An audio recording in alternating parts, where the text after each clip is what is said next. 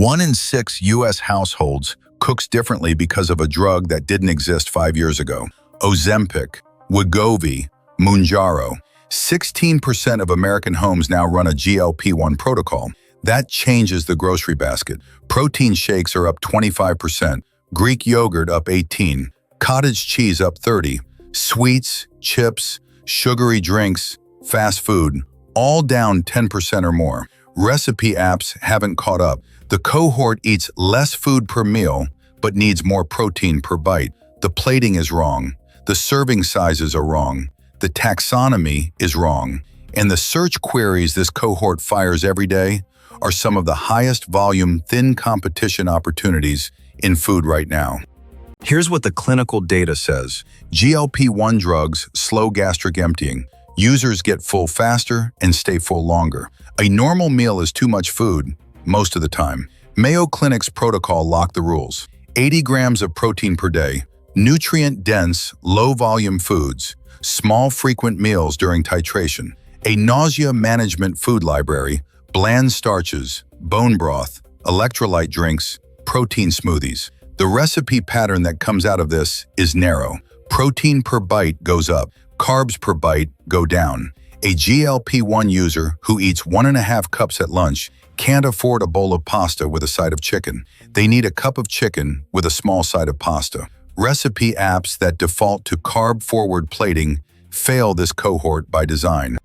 The Cornell and NielsenIQ panel data make the basket shift concrete. Up, protein shakes, 25%, Greek yogurt, 12 to 18%, eggs, 8 to 14%, lean poultry, 10 to 15%, cottage cheese, 20 to 30% from a small base, high-protein cereal, triple digits, down, savory snacks, 10%, sweets and baked goods, 10%, sugared soft drinks, high single digits, fast food, 8%, specialty eateries, 8%. CPG earnings confirm it. General Mills shipped over $100 million in protein cereal in fiscal 2024. Danone, PepsiCo, and General Mills are pushing protein-fortified SKUs across coffee creamers, yogurts, bars, and cereals. All these private labels are growing fastest. When retailers invest in private label, that means they think the trend has years of runway. Recipe search used to be, what do I make for dinner? GLP-1 households ask different questions. High-protein breakfast under 400 calories, small serving meal prep, easy recipes while on Ozempic, nausea-friendly dinner, 30 grams protein meal, smoothie without banana, high protein. Google's April 2026 AI mode carousel surfaces meal idea queries with schema.org recipe metadata. The GLP-1 cohort's queries fit that trigger pattern almost perfectly, broad enough to show multiple dishes. Intent-heavy, the searcher is about to cook, and they benefit from structured data on protein, serving size, and calories. When we asked ChatGPT, Perplexity, and Gemini for an Ozempic household meal plan, all three handled it badly. Generic, high-protein templates. None of them recognize the actual clinical pattern.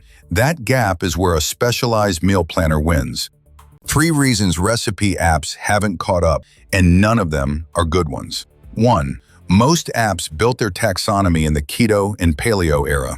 GLP-1 isn't a diet, it's a pharmacological protocol. Adding a GLP-1 friendly tag is easy and slightly wrong. The real fit is structural filters. Protein per serving, serving size, nausea tolerance. 2. Most apps default to exclusion filters. No gluten, no dairy. GLP-1 needs inclusion targets. At least 30 grams of protein, serving size 1 to 2. That requires reliable nutrition data across the full corpus. Most catalogs don't have it. 3. Meal planning logic assumes a 4-person household eating equal portions. GLP-1 households break the assumption. One person eats 60%, others eat normal. The plan needs per-person scaling. That's an architecture rebuild. 3 moves for food creators. First, publish a GLP-1 collection. Not one recipe, 10 to 20 recipes that share the structural pattern. 25 plus grams of protein per serving. Serving sizes scaled to a GLP-1 appetite. nausea-friendly prep, clear titration phase labels. Second, complete the structured data. Schema.org, recipe markup with protein, calories, fat, carbs, fiber, sugar, and serving size populated. Most blogs do calories and fat. They skip the rest. For GLP-1 queries, protein per serving is the primary AI signal. Sugar per serving is a common secondary filter. Completing nutrition markup is straightforward and underinvested. Third, scale servings correctly. A 4-serving recipe is the wrong default. Publish 1 and 2 serving variants of the core recipes. The cohort is big and the content is thin. Early movers compound. Bottom line, 1 in 6 U.S. households cooks differently because of a drug that didn't exist in consumer form 5 years ago. The grocery basket is smaller and denser. Protein up 25, snacks down 10. The search queries are specific, the volume is large, and most of the top organic results are paid meal delivery services. The companies that win the next 24 months in food won't be the ones that add a GLP-1 tag. They'll be the ones that rebuild taxonomy around inclusion target filters, complete their schema, and ship per-person portion scaling. The cohort rewards specificity, so does the algorithm.